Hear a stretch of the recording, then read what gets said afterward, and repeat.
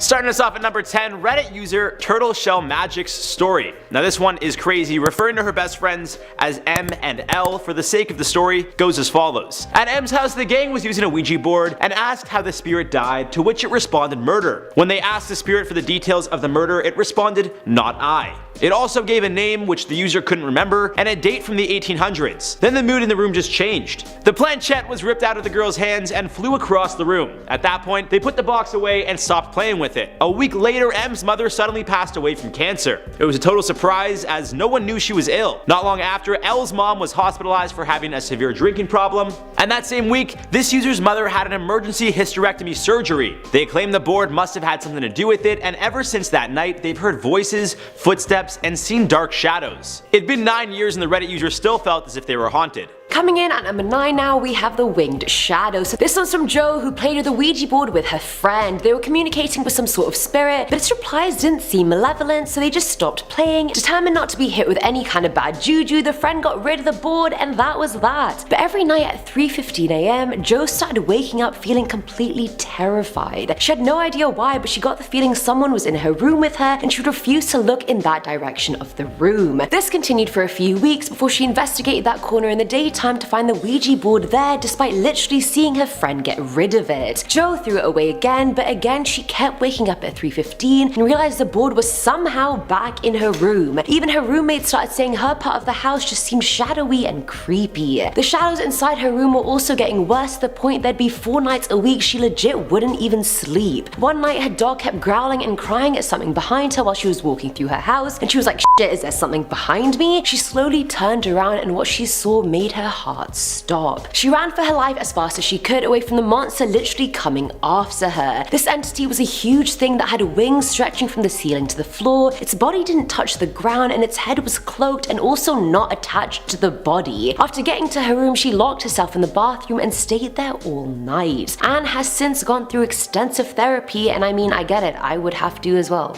Moving on to number 8 from Reddit user Hammerhands. So a group of college friends decided to gather in a dorm room one night and take out the Ouija board. Some had used one before while others were skeptical it worked at all. Around 11 PM they had one of their skeptics named Gary sit down and communicate. He asked if it was real or all BS, to which the planchette rushed over to no. Gary then asked for the board to prove it was the real deal, which is when the lights started to flicker in the dorm and the building's fire alarm went off. The students were all evacuated outside, so they locked their door and headed out. After about 20 minutes it was determined to be a false alarm, so the students returned back to their dorm room only to find that the Ouija board had gone missing. And who knows what happened to Gary ever since that night. I certainly haven't heard from him.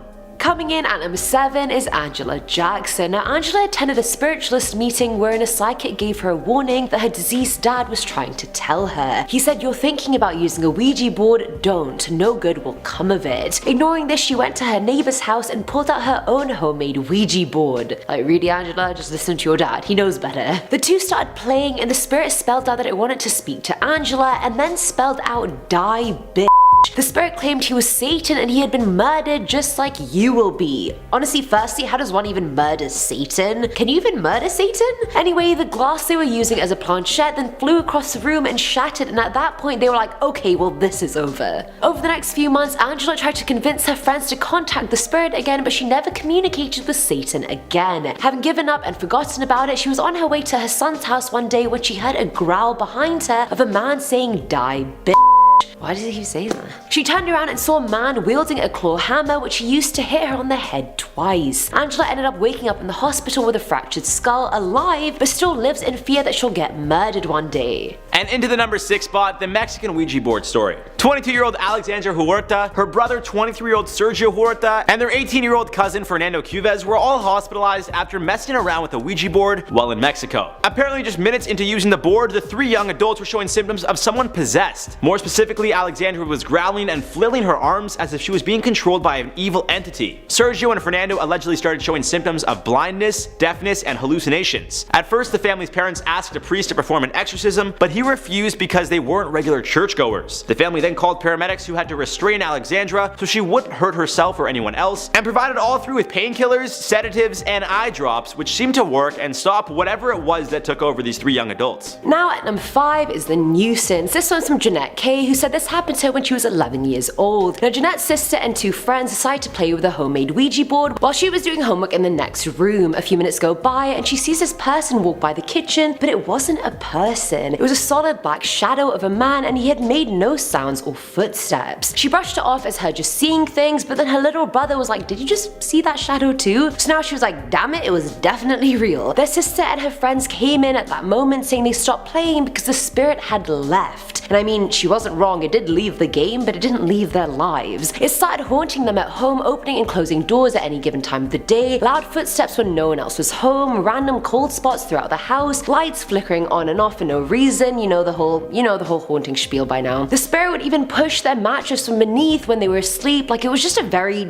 general nuisance all around, and it stayed with them for 5 more years before finally leaving. Slide into number 4, Reddit user No Springs. When our friend here was about 12 or 13 years old, they decided to get together with some friends and play Ouija. At first, the board started spelling things out that apparently scared them, and then wrote out, "I could see you through the window," followed by "I could see you through his eyes," and then "I'm under the car." Somehow this group of brave teens mustered up the courage to go outside into the dark night and check under the car, where they found a hissing black cat. Bad vibes. Of course, scared to death, the group of friends ran back inside, which is when the power immediately shut off. A few minutes later, it turned back on, but the group decided to stay up all night long and never touch the board again.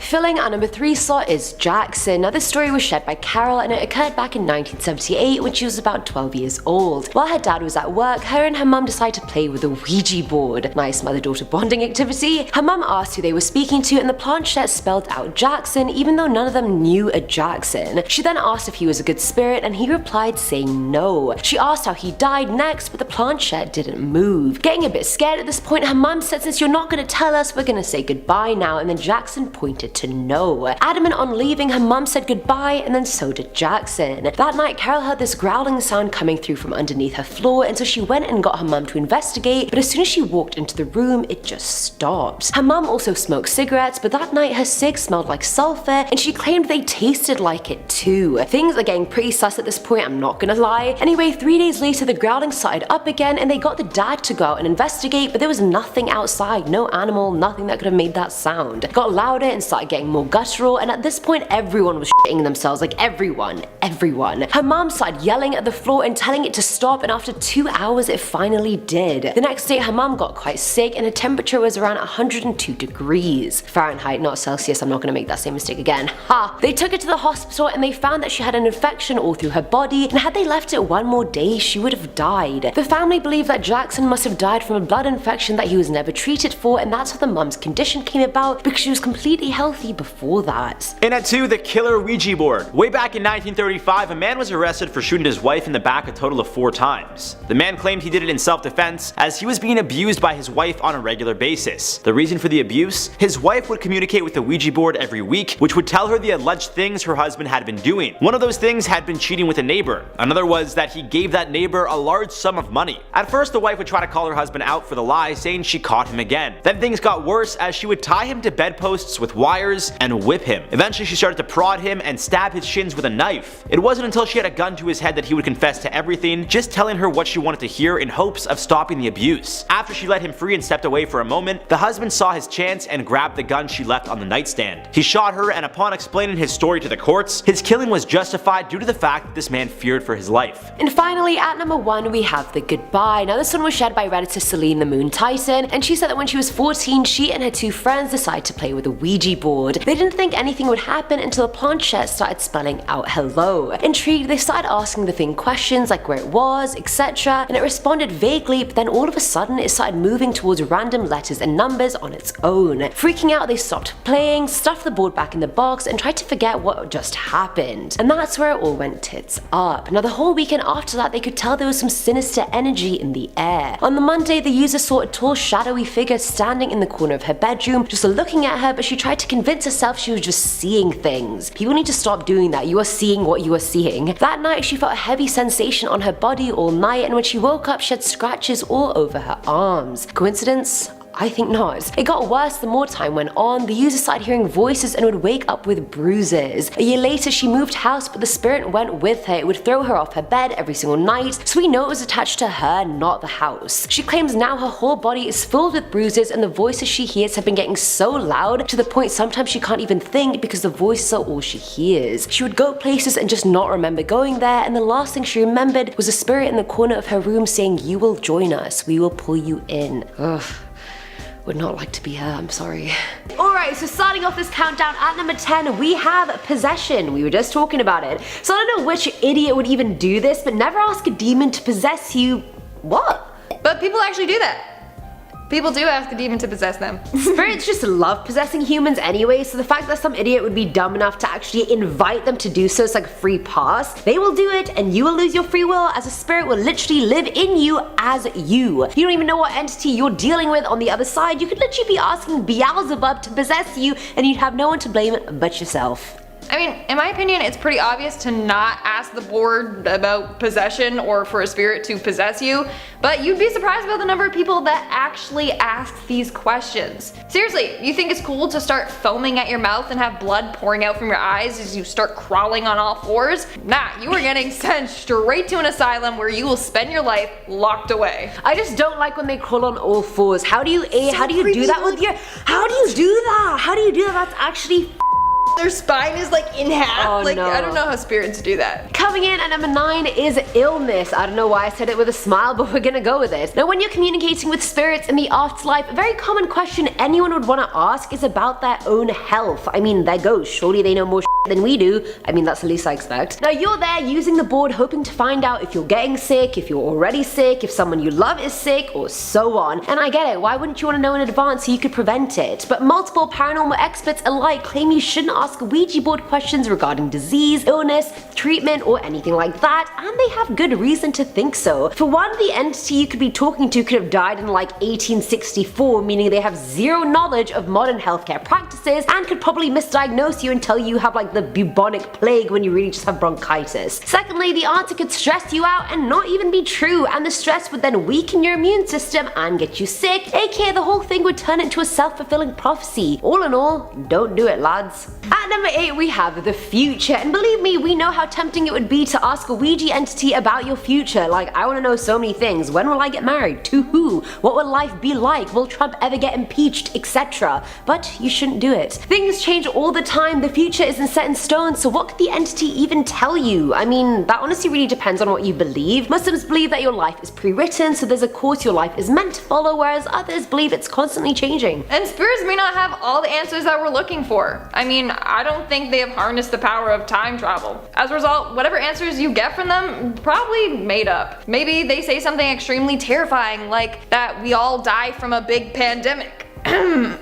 That's too close to home, Lindsay. Sorry. It's too soon to make those jokes. Knowing this information would probably scare the crap out of you and drive you insane. Not only this, but maybe you will contact a demon that purposely wants to mess with your head. And so they will say some messed up things about the future just to scare you. Like, I'm already battling with so many already internal demons, I don't need any more. You know what I mean? Goodbye. Making our way down the list at number 7, we have the cause of death. When using a Ouija board, you are communicating with a once living soul. If you begin prying into their personal life, it may upset them, especially if you start asking questions about how they died. I think it's safe to say that they probably don't enjoy being dead, and so they will probably be very uncomfortable if you start asking them about it. Keep in mind, you're the living one and they aren't. They are jealous that you are still alive and that they are no longer. If you keep asking them questions about death, then they may become upset, and that's the last thing you want to do, make a spirit angry. How would you feel if you suffered a tragic death and next thing you know, a little 16-year-old named Brittany is fooling around with the board making jokes about your death? I know that would piss me off. And who knows what kind of abilities they have. Anger them enough and they could make you pay. This is exactly what happened to a group of friends. Apparently they summoned a spirit with the board and started asking intimate questions about their death. Next thing you know, the spirit knocked over a candle and that caught a bunch of paper towels on fire and half of the kids' living room got burnt down.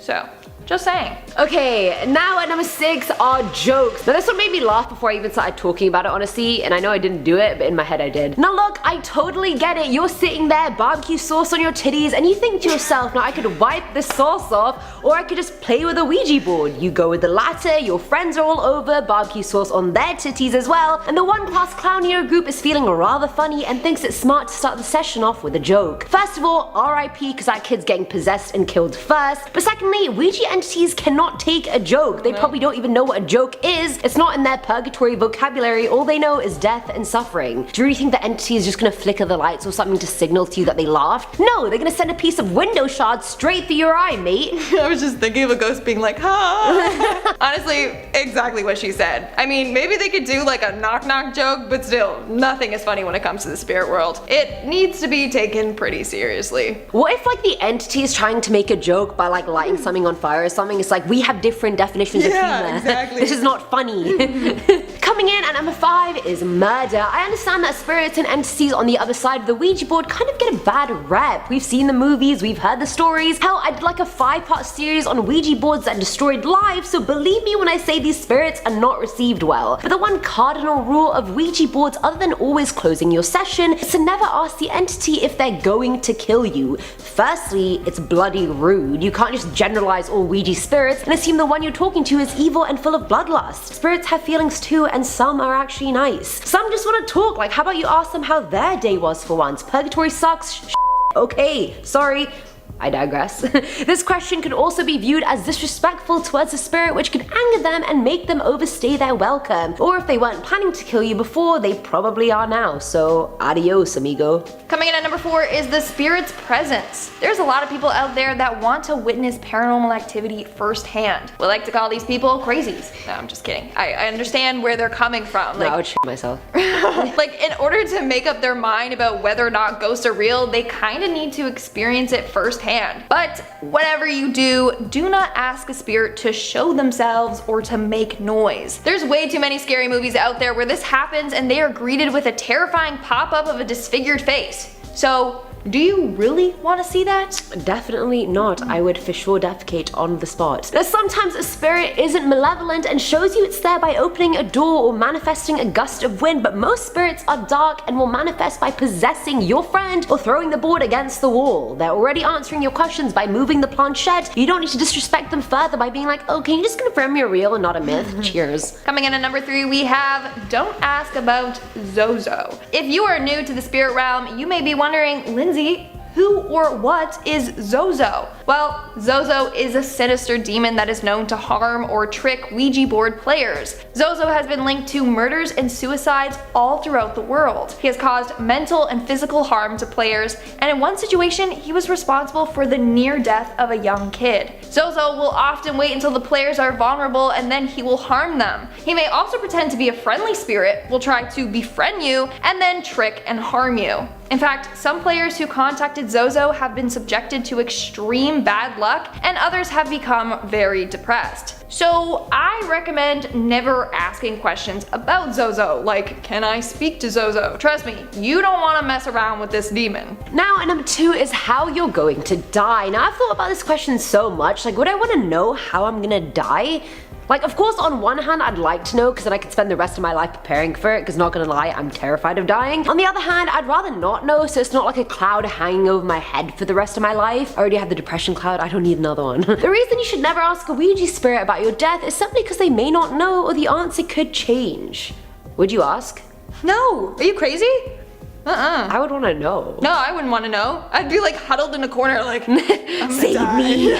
So let's say the board tells you that you're gonna die in a car crash. Well, wouldn't that make you terrified of driving? You get in your car every day wondering what day is going to be your last. It could cause you to become overly anxious or overly cautious. Either way, you would be fearing for your life daily. And in our number 1 spot, we have the death date. Listen carefully when I say this, okay? Never, and I mean never, under any circumstance, ask the board when you're going to die. I mean, that seems like a given, but you wouldn't believe the number of people that ask the board this question. So, for starters, Who even wants to know the day they're going to die? I certainly don't. But anyways, it's safe to say that you would be scared out of your mind if the board told you that you were going to die soon. Not only that, but maybe the spirit is an evil one that will try and manipulate you with this date so that you purposely fear for your life. Over on Reddit, there are tons of concerned posts from people who were told that they only had a month left to live. They were too scared to go outside and continue to live a normal life. It completely ruined their life for a month. Not only that, but you could create a self-fulfilling prophecy and die on the date that the board said you would. This happened to one man. He was told he had only a couple weeks left to live and he became super ill. He felt sick all the time and did pass away on the exact date, but he died from dehydration and malnutrition.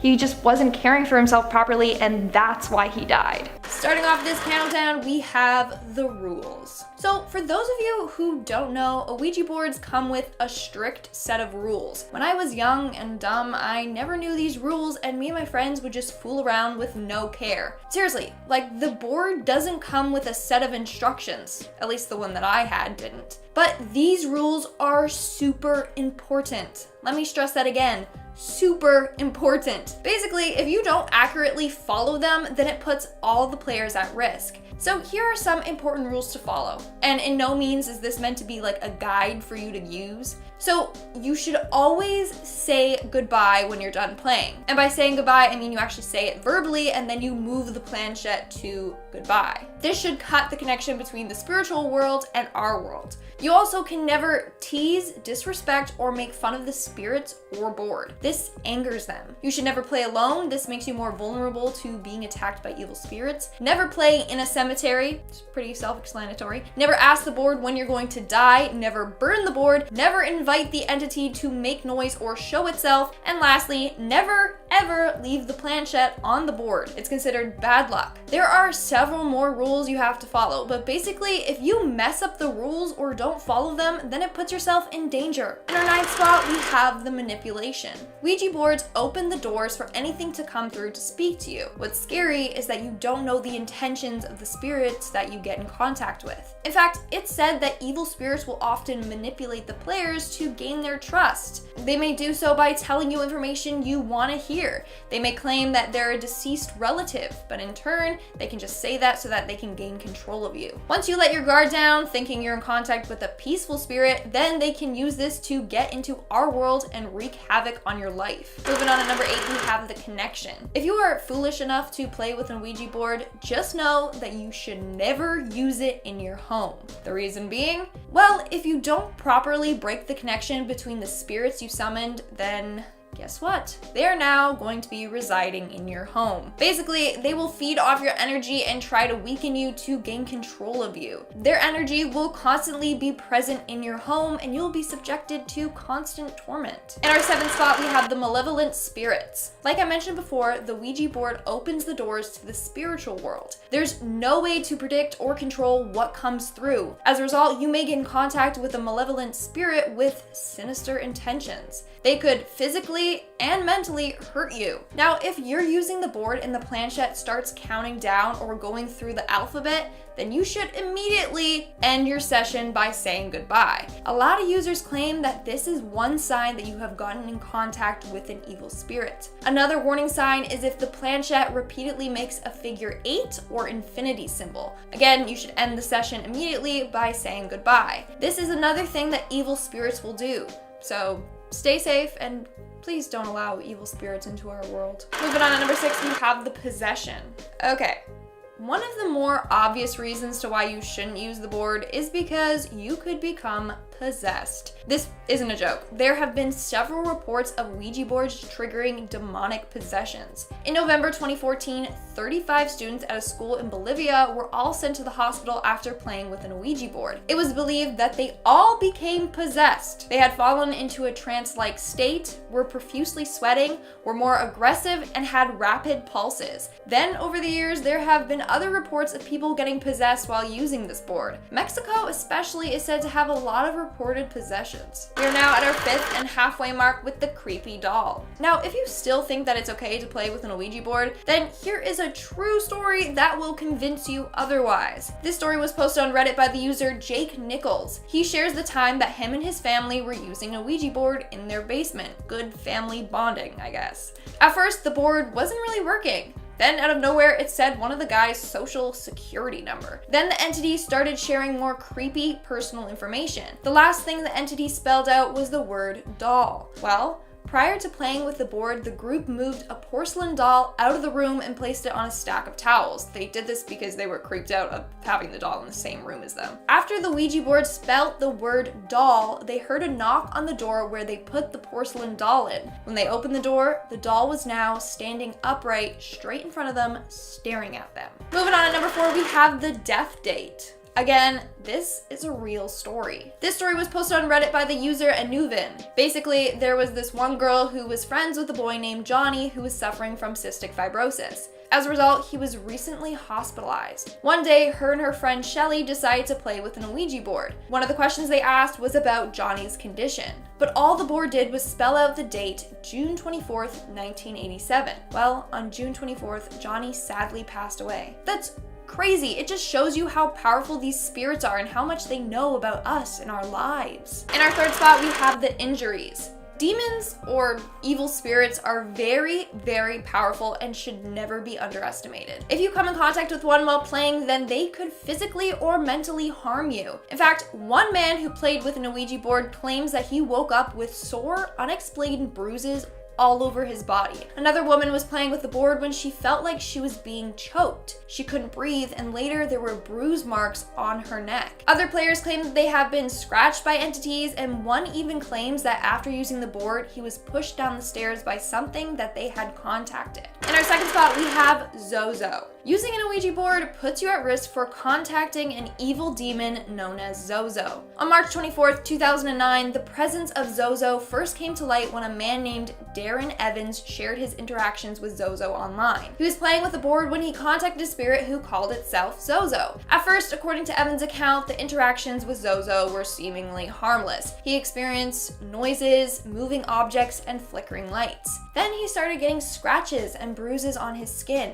During one session with Zozo, he had to rush into the bathroom where his girlfriend was giving their 1-year-old daughter a bath. His girlfriend was gone, and the tub was overflowing, and his daughter was drowning. He believes that Zozo was behind this. Now, you see, tons of other people have come forward and claimed that they have also come in contact with a spirit that calls itself Zozo. It is said to target mentally unstable and vulnerable users. Zozo even has been linked to murders and suicides throughout the world. In fact, this entity dates back to 1816. It is mentioned in the book Dictionnaire Infernal by Colin Duplancy. This book tells the story of a young girl who gets possessed by 3 demons: Minnie, Capulet, and Zozo. It's said that if Zozo reveals itself while you're using the board, to end the session immediately before you become his next victim. And in our number 1 spot, we have the death. This reason alone should prevent you from playing with an Ouija board. It is said that the board can kill you. Well, not the